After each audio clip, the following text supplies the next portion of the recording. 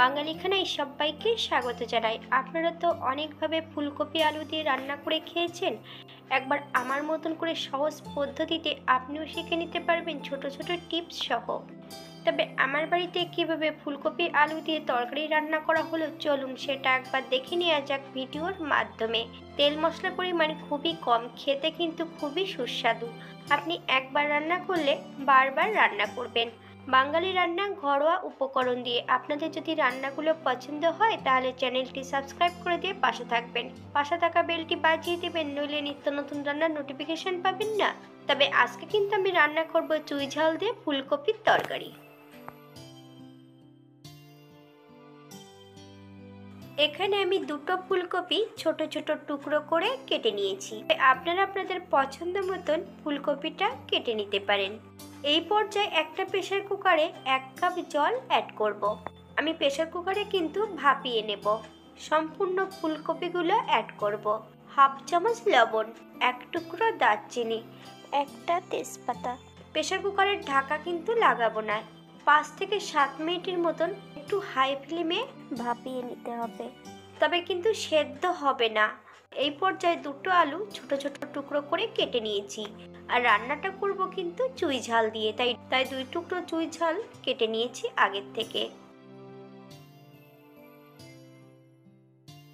এই পর্যায়ে অ্যাড করব একটা কড়াইতে বেশ কিছুটা সাদা তেল।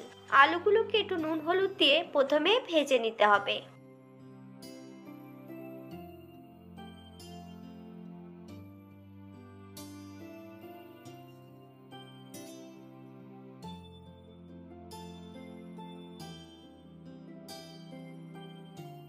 এই পর্যায়ে আলুগুলো তেল থেকে তুলে নেব। আপনারা আপনাদের পছন্দ মতন আলুগুলো ভেজে নিতে পারেন।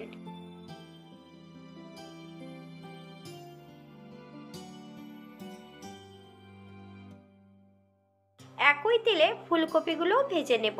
সামান্য একটু হলুদ গুঁড়ো অ্যাড করব। ফুলকপিগুলোকে মিডিয়াম আঁচে 4 থেকে 5 মিনিটের মতন ভেজে নিতে হবে। তবে আপনারা আপনাদের পছন্দ মতন ফুলকপিগুলো ভেজে নিতে পারেন। ফুলকপি যখন সেদ্ধ করা হয়েছিল, দারচিনি আর তেজপাতা অ্যাড করেছিলাম। দারচিনি তেজপাতা অ্যাড করলে ফুলকপির যে নিজস্ব গন্ধটা সেটা কিন্তু থাকে না।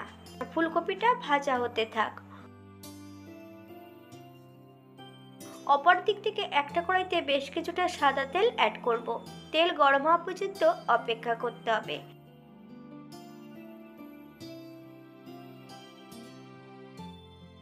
ফোড়নে রেখেছি সাদা জিরে। ফোড়ন থেকে সুগন্ধ বেরোলে বেশ কিছুটা বাটা মশলা অ্যাড করব। আদা, জিরে, ধনে, শুকনো লঙ্কা, হাফ চামচ হলুদ গুঁড়ো, হাফ চামচ লবণ, আপনার স্বাদ অনুসারে লবণ অ্যাড করবেন, হাফ চামচ কাশ্মীরি লঙ্কার গুঁড়ো। বেশ ভালো করে মশলাটা ভেজে নিতে হবে। আপনারা আপনাদের পছন্দ মতন মশলাটা ভেজে নিতে পারেন।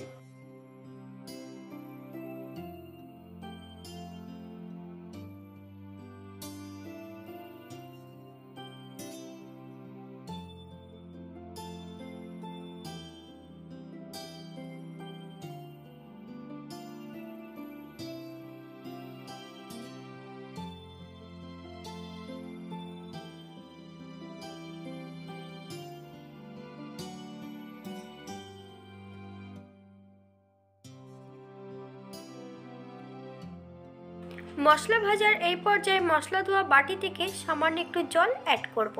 3 থেকে 4 মিনিটের মতন মশলাটা বেশ ভালো করে কষিয়ে নিতে হবে, অথবা মশলা থেকে যতক্ষণ তেল ছাড়ছে না ততক্ষণ বেশ মশলাটা ভালো করে কষিয়ে নেব।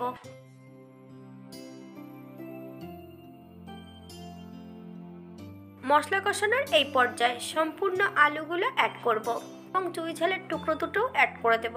কয়েকটা কাঁচা লঙ্কা, আপনারা যদি পছন্দ করেন তাহলে কাঁচা লঙ্কার পরিমাণটা বাড়িয়ে দিতে পারেন। মিডিয়াম আঁচে বেশ ভালো করে আলু মশলা সহ কষিয়ে নিতে হবে। আলুটা যদি আগে অ্যাড করা হয় তাহলে কিন্তু অনেকটাই আলু সেদ্ধ হয়ে থাকবে।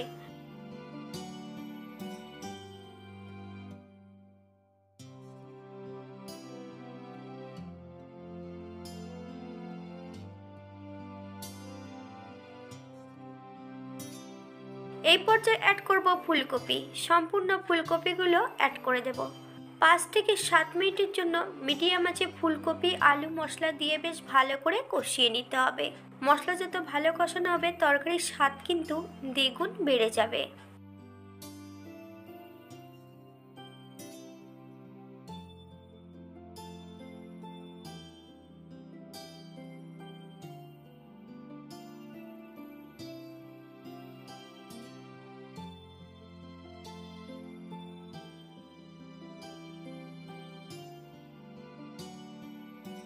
ফুলকপি ও আলু কষানোর এই পর্যায়ে আমি 2 কাপ গরম জল আগের থেকে করে রেখেছি।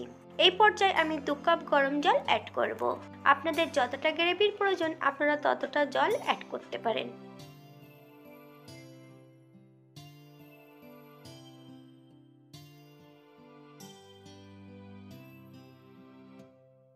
হালকা হাতে নেড়েচেড়ে ফুলকপিগুলোকে সেট করে দিতে হবে। এই পর্যায়ে 4 থেকে 5 মিনিটের জন্য ফুলকপিগুলোকে ঢাকা দিয়ে রেখে দেবো, যাতে আলু ফুলকপিগুলো সেদ্ধ হয়ে যায়।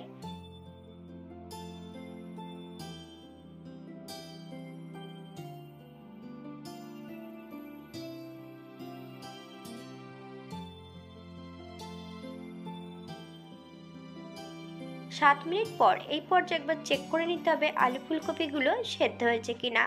1 চামচ চিনি অ্যাড করব। আপনারা যদি পছন্দ করেন তাহলে পরিমাণে বাড়িয়ে দিতে পারেন। চিনি অ্যাড করার পর কিন্তু 2 থেকে 3 মিনিটের মতন মিডিয়াম আঁচে রান্না করে নিতে হবে, নইলে চিনির কাঁচা গন্ধটা থেকে যেতে পারে।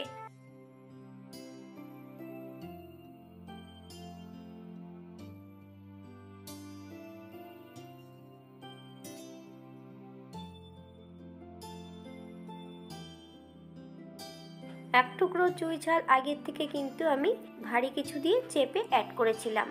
এই পর্যায়ে অ্যাড করব 1 চামচ গরম মশলা বাটা। আপনারা গুঁড়োটাও অ্যাড করতে পারেন।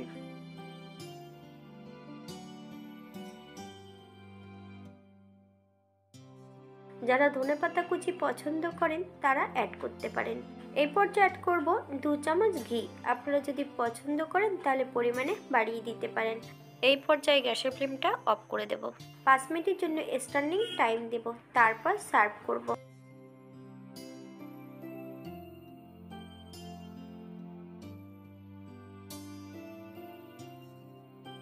এটা দেখতে যেমন ভারী সুন্দর হয়েছে, এটা গরম ভাতে রুটি পরোটা সবকিছুর সঙ্গে অসম্ভব ভালো লাগবে। আপনারা যে কোনো নিরামিষের দিন এটা রান্না করতে পারেন। আমি কিন্তু রান্না করেছিলাম সম্পূর্ণ নিরামিষ। আপনারা যদি পেঁয়াজ রসুন পছন্দ করেন তাহলে অ্যাড করতে পারেন।